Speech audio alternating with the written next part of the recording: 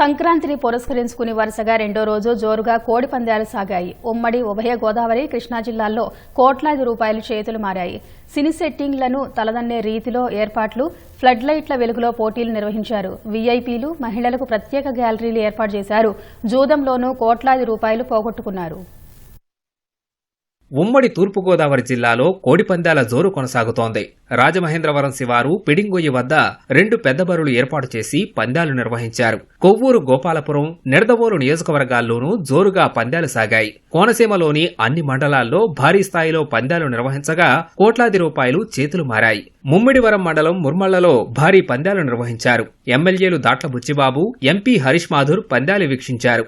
మహిళలు, చిన్నారులు సైతం ఈ పందాలు తిలకించేందుకు తరలివచ్చారు. కోడిపందాల శిబిరాల వద్దే పేకాట, గుండాటలు జోరుగా సాగాయి.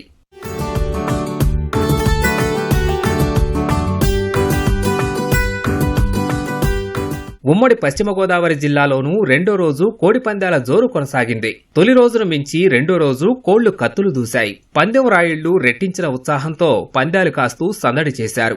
దారులన్నీ బరుల వైపే అన్నంతలా నగరవాసులంతా గ్రామాల బాట పట్టగా బరుల వద్ద కోలాహలం నెలకొంది.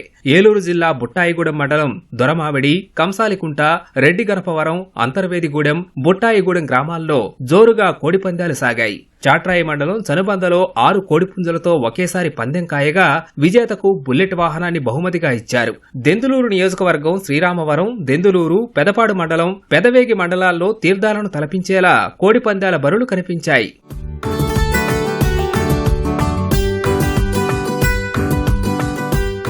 కాళ్ల మండలంలోని పెదఆమిరం, మలవానితిప్ప, కాళ్లకూరు, కాళ్ల, ఉండి మండలం మహదేవపట్నం, కోలమూరు, పాములపర్రు, ఎండగండి, చెరుకువాడ, ఆకివీడి మండలం ఆకివీడు, ఐభీమవరం, దుంపగడప గ్రామాల్లో కోడిపందాలు భారీగా నిర్వహించారు. తాడేపల్లిగూడెం మండలం కుంచెనపల్లిలో నిర్వహించిన రాష్ట్రస్థాయి పందుల పందాలు ప్రత్యేక ఆకర్షణగా నిలిచాయి. పెరవిలి మండలం ఖండవిల్లిలో గుండాటలో డబ్బులు పోయాయని ఓ యువకుడు ఒంటిపై కిరోసిన్ పోసుకుని నిప్పంటించుకున్నాడు. అతన్ని తనకు ప్రభుత్వాసుపత్రికి తరలించారు.